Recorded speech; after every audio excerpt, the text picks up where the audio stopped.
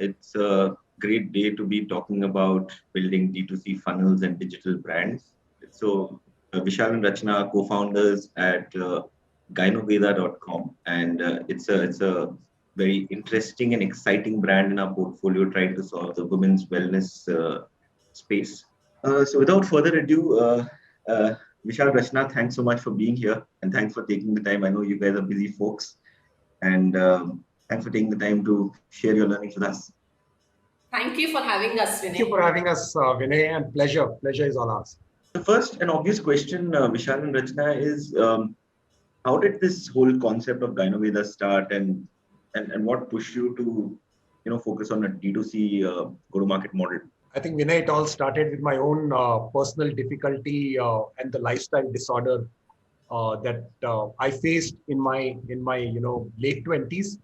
I was battling for almost 7-8 years with a very common lifestyle disorder today, which is psoriasis, which is a skin disorder, and asthma. I I like went to endless doctors for both of it. Tried different things, right, from allopathy to homeopathy, for almost 7-8 years. Nothing worked. Finally, I turned to Ayurveda by chance. Ayurveda completely uh, helped me recover and treat the root cause of my lifestyle disorder. I got amazing results from Ayurveda. I was quite kicked about. Rachana and I, we were having a conversation over chai. We said we have to do something in the Ayurveda space. Rachana was going through her own journey with writing her book, Happiness Ki Coach. She was researching specifically women health and happiness space, and she had some, learnings. And I would let her rather, cover that piece of learning.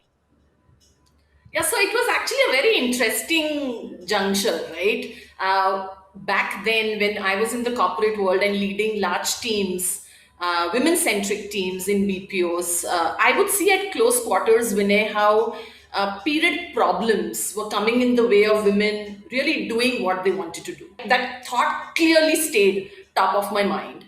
And then as life progressed, and as I was writing my book and in my interactions again with thousands of women, I think that fact pretty much came back to the surface, saying that between the age of 15, when a young girl starts her first period, until the age of menopause, which is about 50, almost like 40 years of our life, there are so many things that we deal with, and they stop us from really becoming what we want to do, achieving our dreams, becoming the best version of ourselves.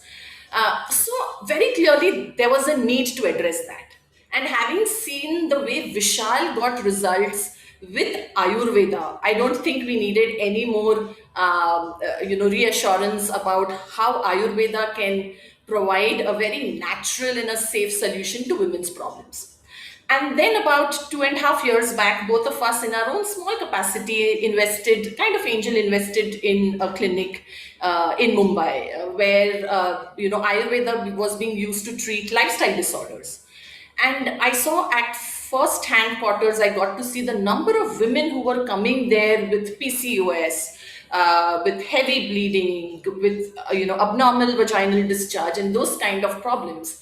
And clearly, the writing on the wall was that we had to do something about it.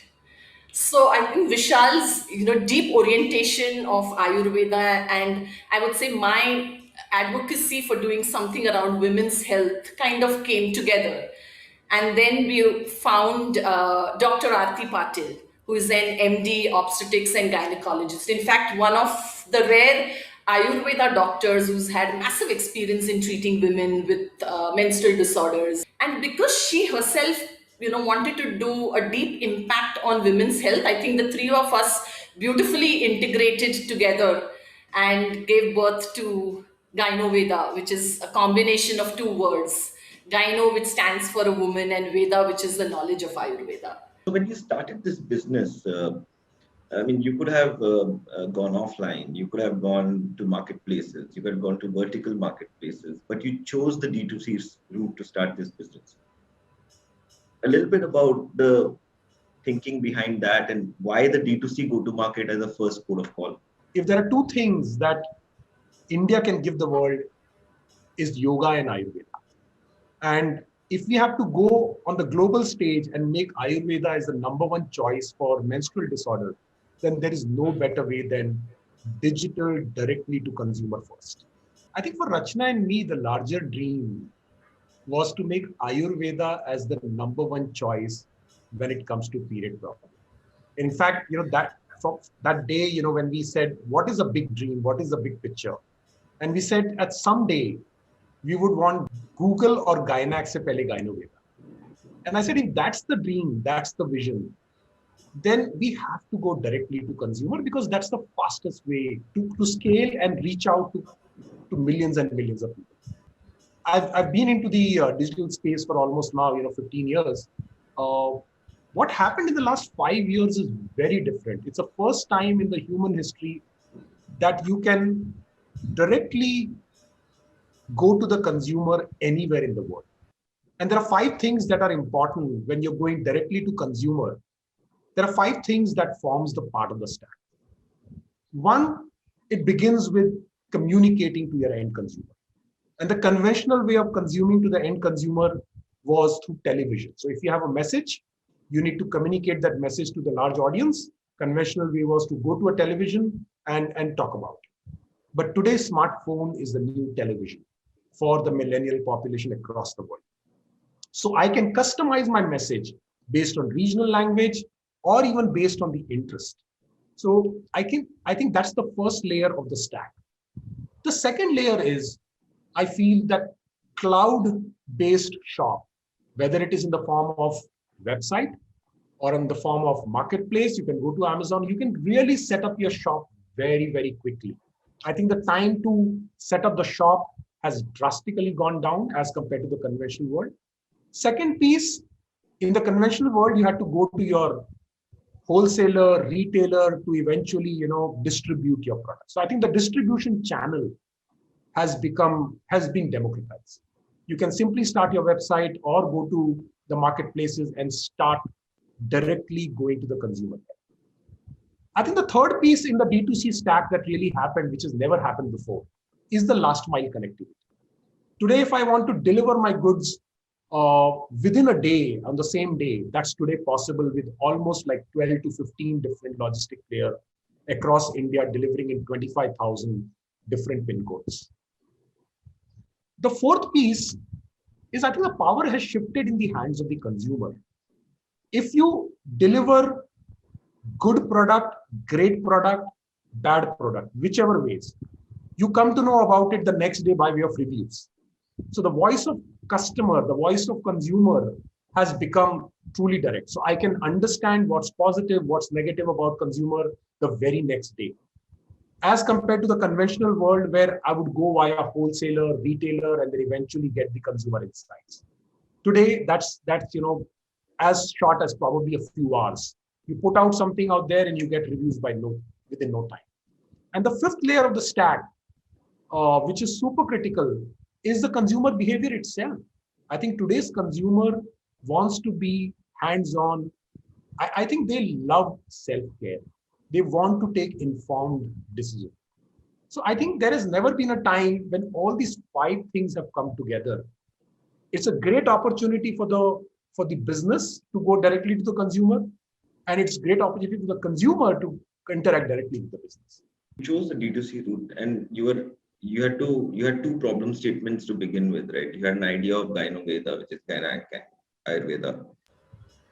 You have to first establish product market fit, so that the kind of products that you launch, consumers love it, and there is that product market fit that comes. Secondly, you have to establish your brand. How has going D2C actually enabled you on these 2 vectors?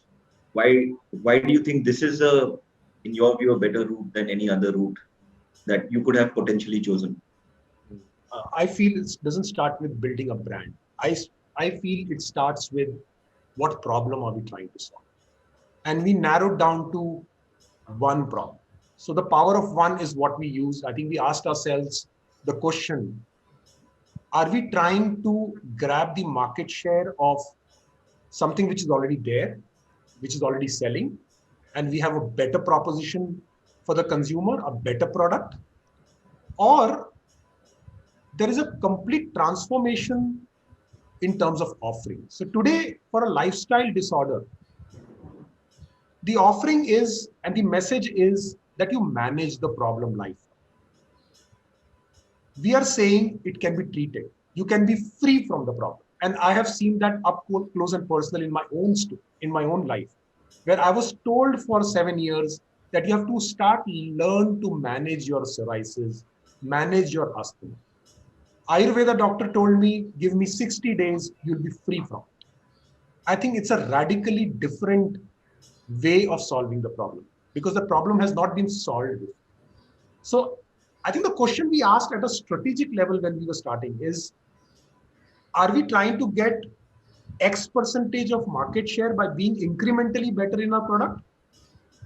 Or are we trying to create a new category already? I think we chose the later. We are creating a new category. At macroeconomic level, every problem looks beautiful to be solved. And every person, who goes out there feels that, he can solve the problem. But microeconomics can be very, very different. When we go directly to consumer and try with 100 people, what are the challenges? So our first 100 customers and going to them directly was very different than what it is today. Because at that time, for us, the number one priority was to get consumer insight and intimately understand how the product works with the consumer. And that intimate feedback is super critical to improvise the product. Uh, what kind of metrics and what kind of milestones were you looking for when you went for the first 100 customers? Metrics when we wanted to go from 100 to 1,000 was different. And when we was trying to do 1,000 to a lakh, I think the metrics changed. From 100 to 1,000, the metric was, is this business model viable when we are going directly to consumer? So the most important piece was business model, which means what is my cost of goods sold? What is my logistics cost? What is my marketing cost? What is my people cost? All of those from a business modeling standpoint at larger scale, will it make sense? And I think that sense you get firsthand by way of trying it on 1,000 and not on 100. The 100 is all about problem solution. The 100 to 1,000 or 100 to 5,000, I mean, I'm not getting into those numbers, but I think is all about validation of business model. But when you're looking at a journey from 1,000, 2,000, 5,000 to a lakh, I think the metrics looks very, very different. Four things really mattered. Consumer insight, which we got from our first 1,000 consumers, and what are their pain areas? Why would they reject us? Why would they accept us? The journey that they follow while they're buying, and the method we will use to get there in terms of lakh, and eventually iterations. I think we have at least had like 3,000 to 4,000 iterations before I can say, and we're still iterating. So I think when we have got to now like a lakh people to interact with, my metrics have completely changed. Now it is no more business model.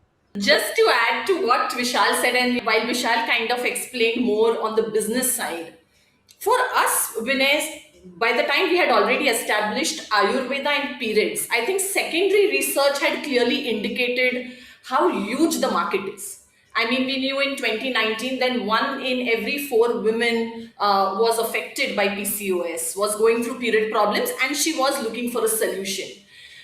But I think with the first 100 customers, it's all about, are they really going to pay you from their pocket?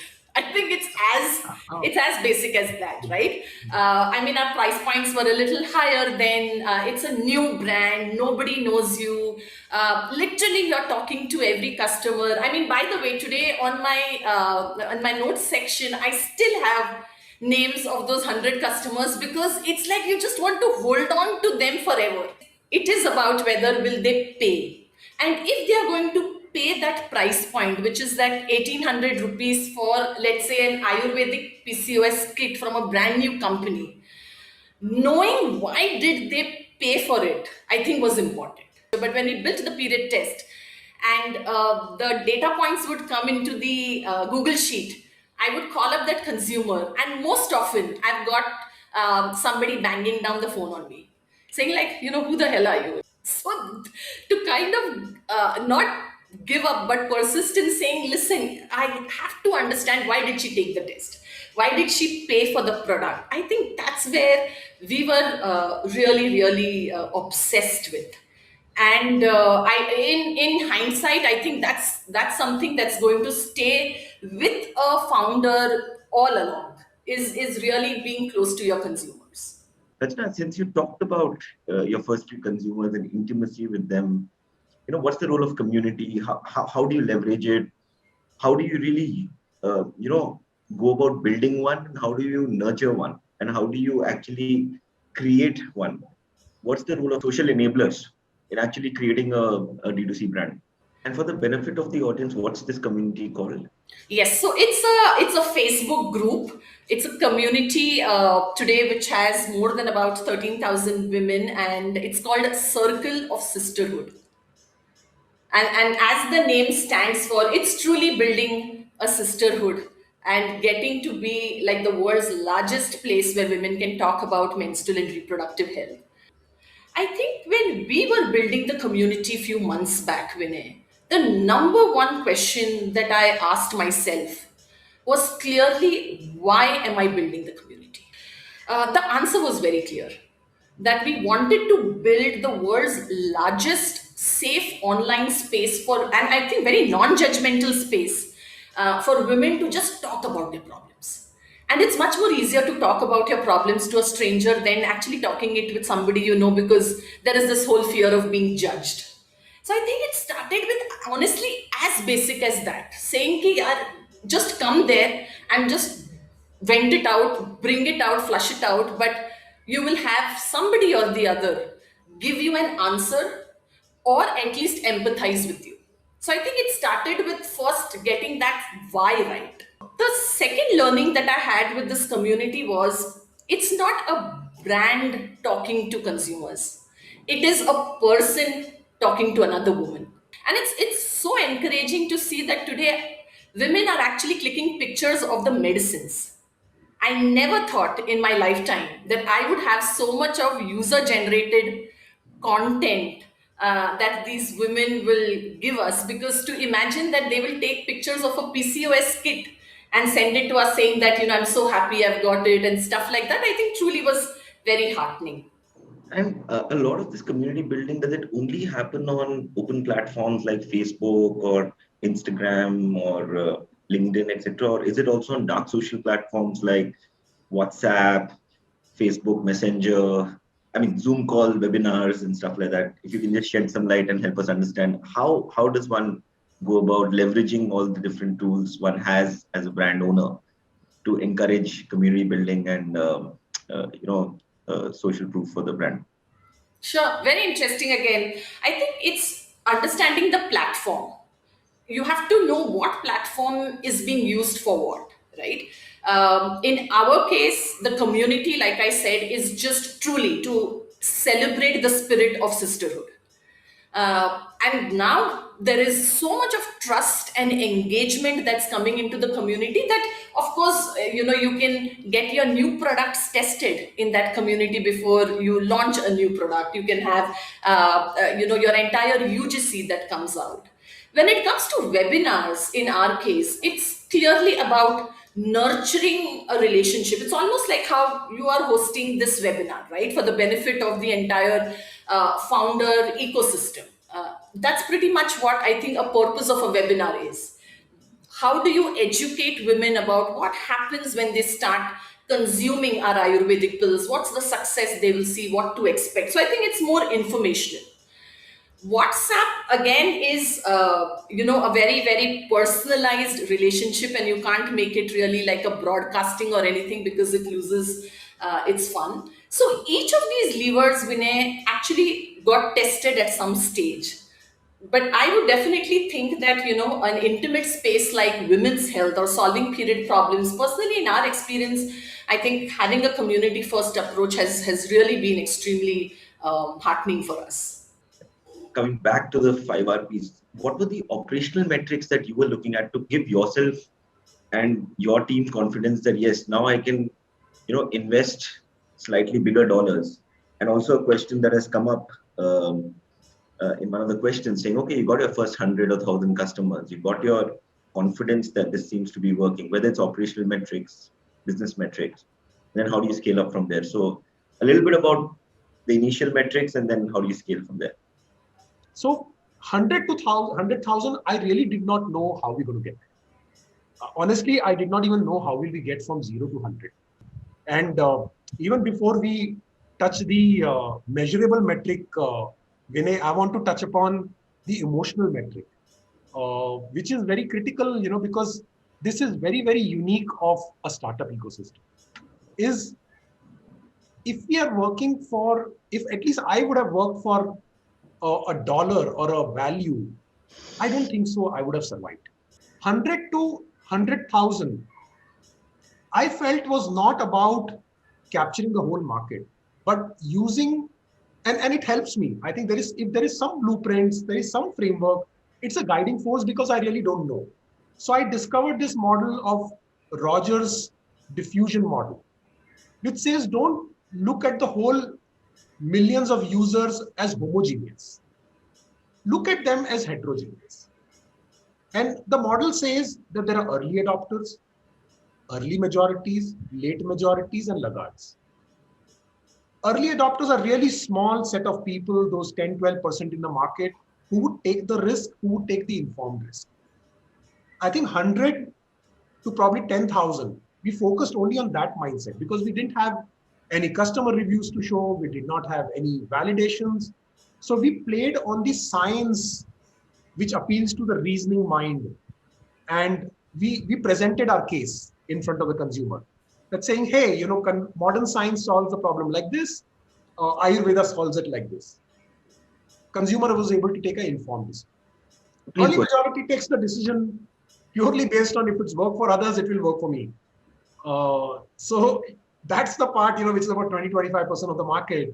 And their consumer reviews, Rachana does, endless customer stories on videos. There they need validation. I think 100 to 100,000 customers was all figuring it out. I really don't have a set recipe for that. Your category is a high frequency category. People buy you again and again. And at what point of time do you say, hey, I think I'm hitting product market fit. I think I'm hitting a business model fit. And could you shed some light on that entire 5-hour framework that you developed that gave you and us confidence to, really double down and say, okay, it's time to grow? I think I learned that if I control 5 things, or if I watch 5 things, it might help me stay on course. One is ROAS, which is return on ad spend. The second piece is repeats. I've acquired my first time customer. Will they buy the second time? If they're not going to buy the second time, something has horribly gone. Yeah. The third piece is, all right, you bought from me the second time or the third time. Now, what's the feedback? So the third R is the reviews, good or bad, whichever ways. I think reviews really matter. Now, if you've given me a good review and you feel good about it, then are you going to refer? So that's the fourth R. And the fifth R, which is very specific to India, being the largest market, from a D2C standpoint, is the RTO. And COD is not going away anywhere. When we started the business, our CODs were in the range of 95-90%. Today, we are at about 40% COD. So yeah, 5 R's, which is ROS, repeats, referrals, reviews, and RTO. When you had your 0 customers and you just started your journey on the first 100 or 1,000 to now where you have 100,000 plus customers, what metrics are unchanged? And what metrics do you think you need to relook and start looking at the next level of things to watch for? I think it's the Jimmy, which is JIMI. Clearly plot out the consumer journey. And we are obsessed with it. All day long, the team के साथ वही hustle चलता है. कि journey क्या है यार? Friction कहाँ पे है journey में? It's all about the consumer insight that Rachana gets us, and that's worked very well for us. The left brain, right brain. Rachana is very close to the customer. Unfortunately, in this space, nobody wants to talk to me. So I have to, intimately rely on Rachna for intimate insight. I think there has to be some method to the madness and methodical approach. Uh, Even then and even now. I mean, 0 to 100, there was a method. 100 to 5,000, there was a method. 5,000 to X, there is a method. And I'm sure further on, there is a method because we're talking about, capturing a larger portion of the market. So you just cannot talk to each consumer. How much ever perfection you do, it will break. And you will just, I mean, I just can't get it right. So iteration, iteration, and iteration. So it's a cyclic process, I guess. And we just don't have all the answers. How do you think the market is stacked, especially considering a larger portion of India sits in tier 2 and 3 in the market of female hygiene and female wellness, menstrual illness products? In my opinion, there's a complete digital explosion which has happened, which is making these like really hotbeds for user acquisition. In fact, it's not just tier 2, tier 3, but in our case, some of our products have gone to the remotest villages of India, especially northeast and across that belt, right? Because of lack of accessibility to gynecologists, accessibility to going and visiting a doctor. When they get the right trust markers online, and when they get to see a brand educating them first about the problem and then telling them the solution, I think in our space that's a massive learning that we've had. Fundamentally what we've understood is that if you explain the problem, then the product, and then the promise, I would call it as our 3 Ps. Those learnings have been used to then scale. There could be different archetypes or different cohorts of consumers you would have come across. Could you give us examples of how you dealt with two different cohorts? Because ultimately it's all about micro segmentation and really appealing to one smartphone user.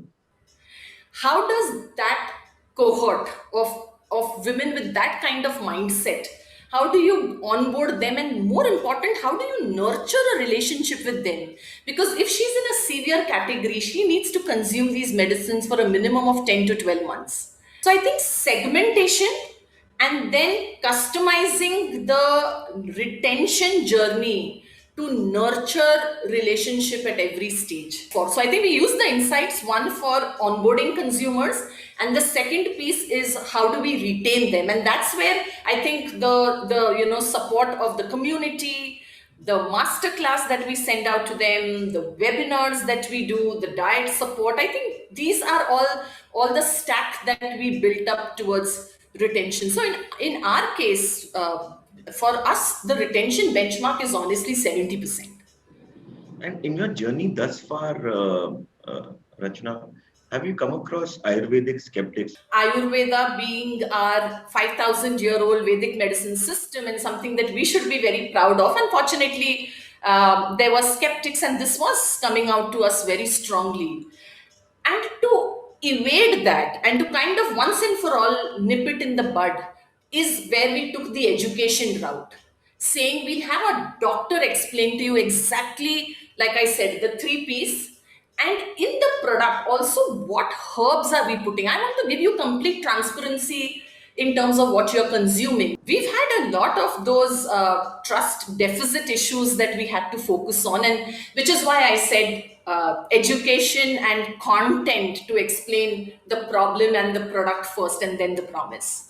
If you were to take a step back today and look at, advise any other entrepreneur looking to start their business, what kind of advice would you give them in terms on three vertices, right? Let's talk about which kind of channels should they look at first, what kind of metrics should they really optimize for, what kind of benchmark should they aim for, and what kind of org should they start building around them, or what kind of capabilities should they start partnering with, freelancers, consultants, agencies to help them build out the kind of producer practice that you guys have built?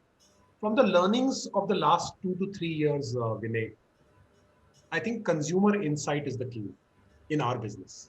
And consumer insights, the data is a mystery shopping, right? I mean, when you're looking at the data, you need to form your own metrics based on the kind of business that you're really looking at. We also learned that how do you present your case, whether it is content marketing, the way Rachana said, or your packaging, or your landing pages, or the design. Is it frictionless? Because today, I think that's hygiene. There was a time when, UX, UI was delight, but today I think it's a hygiene. Uh, I feel the third piece is when the consumer reach out to you, if the consumer is not going to get in support the right way, uh, I think it's going to break down. Post-sales support becomes extremely critical, the customer experience. There is a third-party validation that is very important to build the trust. So yeah, I think consumer insight, consumer feedback is the key. And yeah, I think trust markers, FDA approved clinical trials for us healthcare space, that becomes very, very critical. And the Jimmy model is something that's guiding us. Thanks, Vishal. Thanks, Rachana. Thanks, everyone. Have a good weekend. Bye. Thanks, Vinay.